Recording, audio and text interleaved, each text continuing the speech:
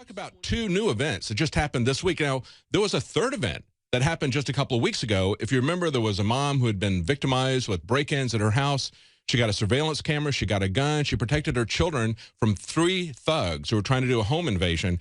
And the police caught the guy. She ran them off, and the police caught them. What would happen in a place like New York or Chicago? Well, that mom would be a criminal in the first place for even getting a gun to defend herself. And they probably wouldn't have caught the criminal. They usually don't. And then they would have arrested and prosecuted her. But as I pointed out in that video, just this last week in Detroit, you had a woman who had a concealed carry permit, shot and killed a man who was attempting to carjack her vehicle. In another case, you had a homeowner who shot to death a teenager who was trying to break into his home. And as the police chief pointed out, he says, you're confronted with an immediate threat to your safety. You're not going to have time to deal 911. It becomes an issue of the threat is here. I have to respond to the threat. He gets it. We all need a police chief like that. Fortunately, we're starting to win this war. We're starting to see several law enforcement officers like police chiefs starting to say that. We've got a police chief here in California. We got another article who is, this police chief is Police Chief Dan Bressler. Now, he's in the Palm Springs Valley area. He says that the crime rate there in his town is more than double the national average because there's a lot of drug gangs there. And of course, that's the real root of the problem is the government's war on drugs, creating a prohibition-style atmosphere. When was the last time we had people shooting automatic machine guns, Tommy guns, riding the cars through the streets? That was during alcohol prohibition. Now you're starting to see that level of violence start to come up in some of the larger cities where they have prohibited guns. But he says, this is a police chief from California now. He says, it's time for us to issue concealed weapons licenses to law-abiding people of this city. I believe this will deter crime and help people feel safer. Absolutely right. Now, this police chief from Detroit, his name is James Craig.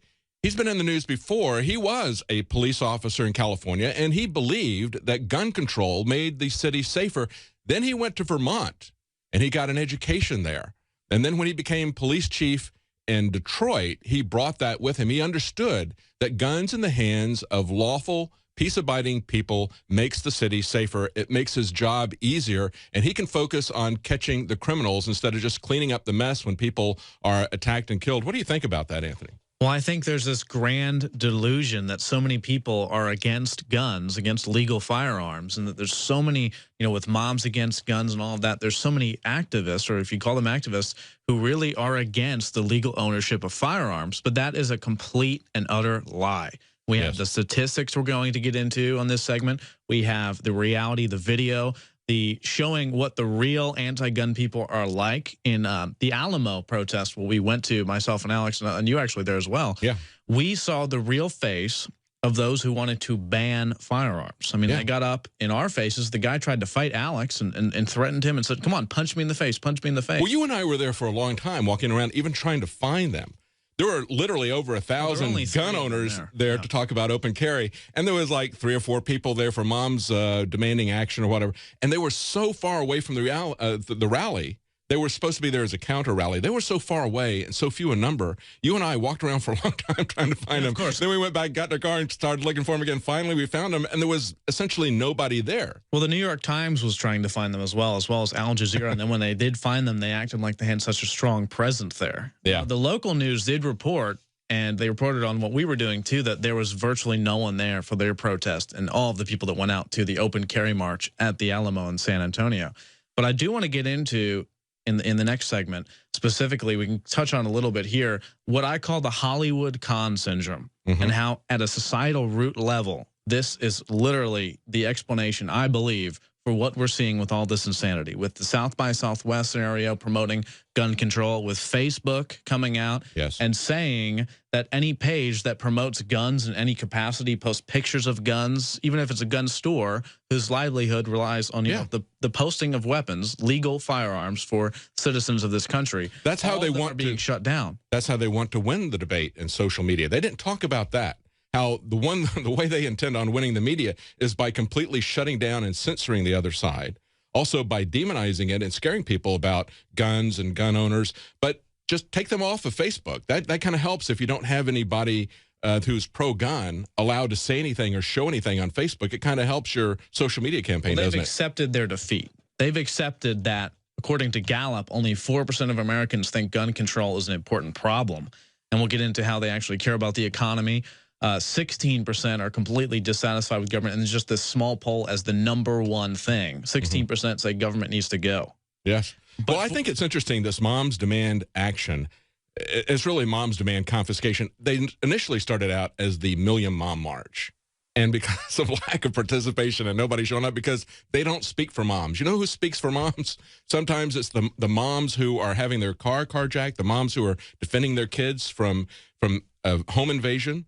What speaks for them is a loaded shotgun and you know, taking care of themselves. But they can't win this debate. And you've got papers like The Guardian, where they show the picture at the very top of the article.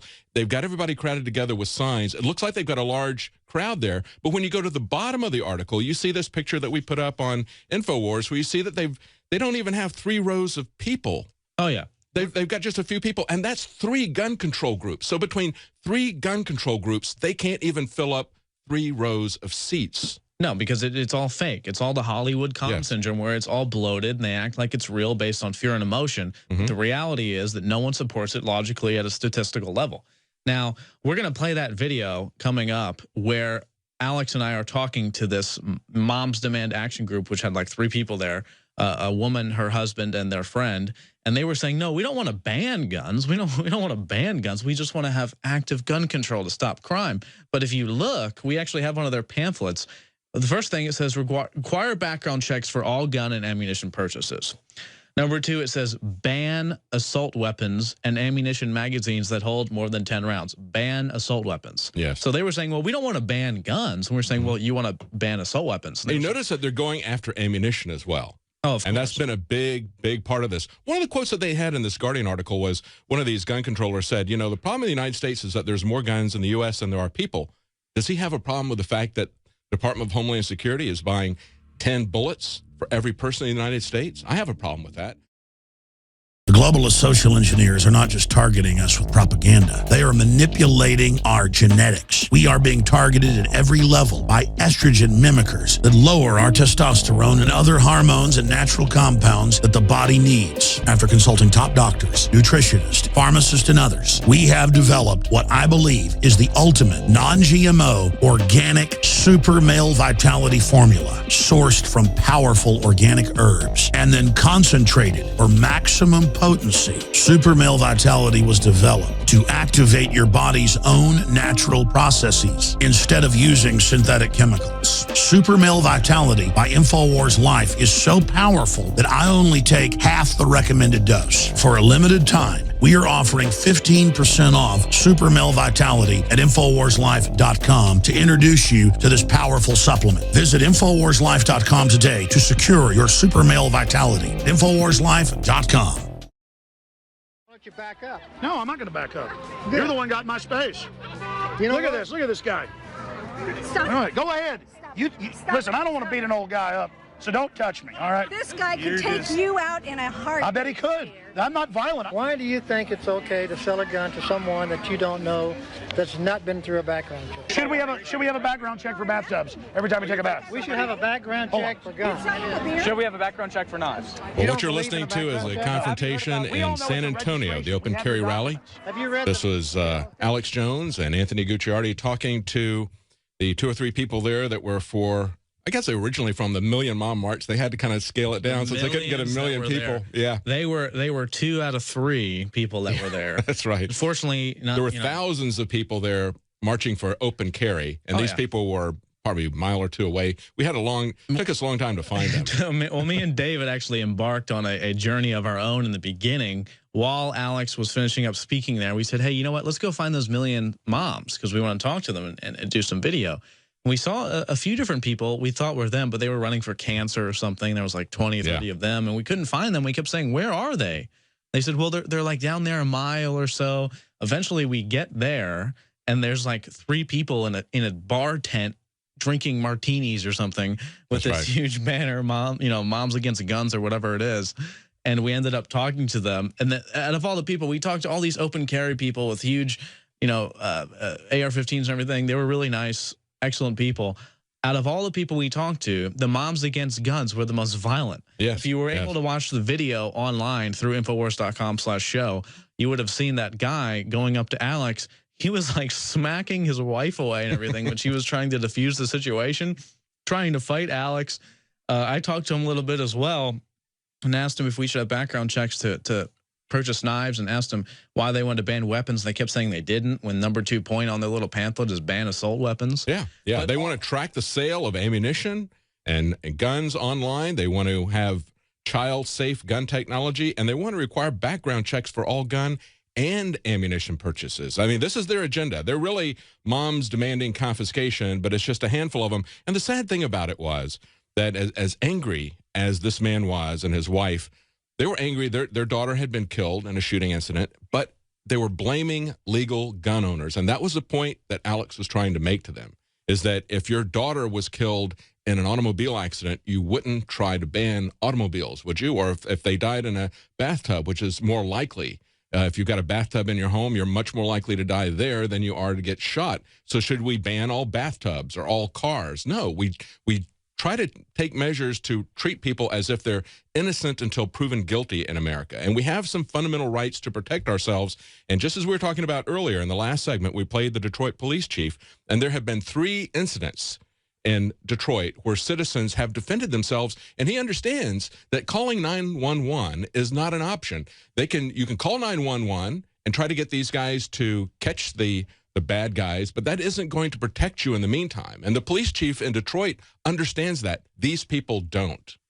Well, you know, it goes exactly, you did an excellent segue. We didn't even talk about this before, going into exactly what I wanted to talk about. To give you one example of this, and I want to get into the grand spectrum of it, and also later I want to reveal how I think they're going to attempt to disarm the Second Amendment, not through gun control, but through a new biotechnology option that will go into transhumanism and everything. But basically, for right now, for the softer end of this, I wanted to talk about what I called the Hollywood con that I mentioned earlier. And the gun control example is perfect fitting for this. Here's why. 980,000 or so, according to the Journal of Criminology, attacks, potential homicides are prevented with firearms, you know, legal firearms within the United States of America. Right. But then you ask someone, as I did one time on a video that went really big, I asked someone, how many people do you think die each year from assault weapons? You know, and he said, I think 30,000 people, he said. I think 30,000. Some people said, I think 90,000. It's you know, actually like 300 or something like that. It's very low. Actually, you know, knives kill more people. Bats and hammers kill more people. But then you ask, you know, why is there not major media attention on knives, hands and fists, and everything like that going after them, or automobiles or pharmaceutical drugs, which kill like 700,000 people a year?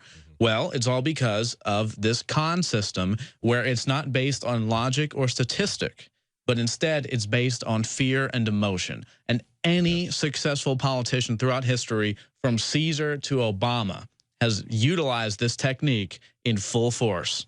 And specifically, I'm talking about smart politicians using emotions to trump logic in every single case. Now, this can be done thanks to Hollywood.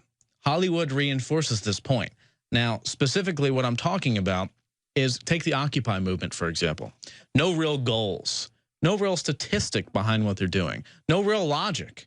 They're frustrated, they're scared, and they're overall just exuding elements of upset. You know, they're angry. And what were they trying to accomplish? Well, who really knows? They were just out there just protesting, and it wasn't a horrible thing. A lot of them were Obama fans. But then you have things like the gun control fanatics who obsess over media fear, who obsess over CNN telling them how bad assault weapons are. And how does that happen? Well, Obama goes on air, or Caesar at the time would go on air and say, you know, it doesn't matter the statistics, doesn't matter the reality. Someone killed a bunch of children today, or, you know, something happened with an assault weapon today. And even though it's an isolated, illogical incident that has no relevance to the overall hierarchy of real mathematics of what's going on, when you consider how many thousands of people are saved, it does not matter. It's all based on fear and emotion. And they do that by making a personal story out of it. They make it visceral, they make it emotional because they tell a personal story. It's like I think it was Stalin that said, one death is a tragedy, a million is a statistic. Yes. If we throw statistics out there, it doesn't do anything to people. They very cleverly understand that they can use a story. They can get one person up and say, tell us your story about how you were shot at or of course, somebody that you know that died. And the show House of Cards does a great job with this. When Kevin Spacey goes up numerous times in the face of real scandal, in the face of real serious corruption and crime, and he starts crying and everything and just tells this amazing speech and all is forgiven. That's how it really works in real life. But or Nixon's Checkers speech. Yeah, my little dog Checkers. Yeah. Exactly. They're desperately afraid of us. Why? Because we bring information to the centerfold, not logic or fear, just complete information. All the articles we're doing, all this research, is all linked up with all these sources and everything. It's all hard information. Someone can go in there and prove things. Someone can go in there and look at it. That's what Alex is doing here on a daily basis. That's what we're doing. We're showing the information as the center point, as the crux of all of it, instead of this fear and illogical madness. And Hollywood backs up the Hollywood con, because what they do is predictive programming, as we were talking about before. But specifically, Hollywood likes to paint everything as just this ride of emotion and fear and craziness instead of reality. It's just like the movie Contagion or however you say it, where the one guy in the beginning, basically the idea is this mass flu breaks out and is killing everyone except for a few people that are resistant to this strain of the flu. But then there's this guy with horrible teeth, because he has to, he has to look evil, who presents himself, oh, natural medicine can help. Which actually it can. Over and over again, we find that natural medicine like garlic can wipe out superbugs. Yes. And he says, I can help you. And they all, are kind of resistant, but they believe him. And it makes it appear as if he's curing the flu throughout like the whole movie. But then at the very end, like the very last minute of the whole movie, when this guy is actually helping, it looks like he's helping people. At the very last minute, he's like, yeah, they didn't actually help. I just wanted money. And they put him in jail and give everyone a vaccine and they're cured. Yeah. I mean, that's the insanity of it. It's predictive programming. It's putting a template out there. And it is very, very powerful. Even the Batman movie, where they show a terrorist attack collapsing the football stadium and the guy is running and everything is collapsing behind him. You see it collapsing and you're wondering if it's going to suck him down. He doesn't see it. He's just running and he stops and turns around. Now, that's a movie, but they put that out there. And then when people go to the NFL games and they get treated like slaves, have hands put all over them, tell them, you can't bring in anything in here unless it's in a transparent little box. And they subconsciously, I think, will go back to yeah, that's right. Yeah, something like that could happen. You know what I'm saying? It plants that into your subconscious or even into your conscious. You consciously think about that. And it's very, very effective to do that. It's multi-pronged. There's a web.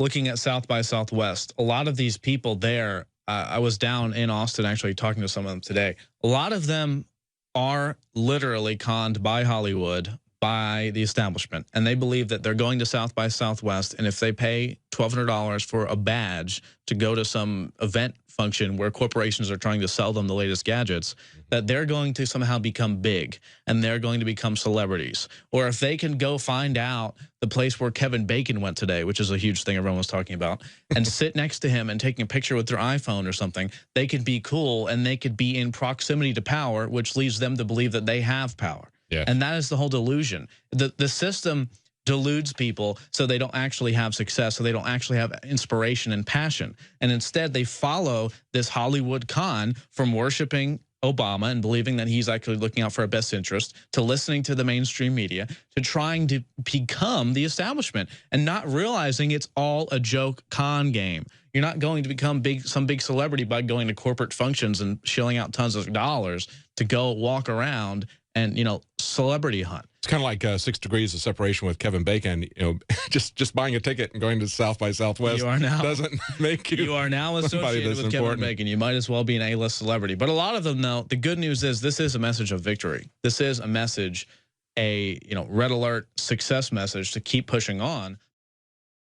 Now you can watch the Alex Jones Show live as it happens at INFOWARS.com/show. You'll find links to all of our content there and a free 15-day trial for Prison Planet TV. More than 60 movies and documentaries all in one place at INFOWARS.com/show. We've just been talking about how they use that to control the public, to essentially manufacture consent. And of course, an important part, Anthony, of manufacturing consent is to make sure that what they're telling us is really working.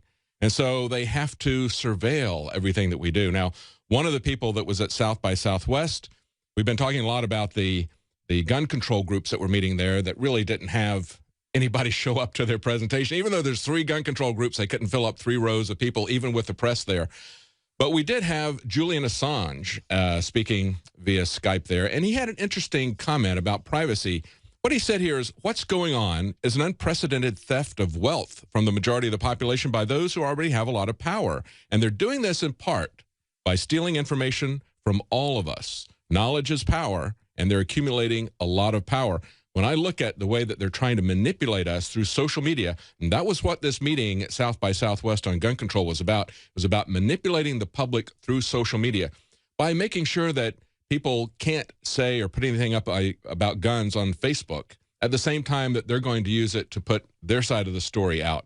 It's a massive transfer of power. They're trying to control people, and they also want to see if people are buying their message. That's really what all this metadata is about, isn't it? Their actions signify a message of victory and success, because we see them scurrying, freaking out, teaming up with Facebook to censor everyone posting pictures of themselves with weapons. By the way, I did that today. Great response.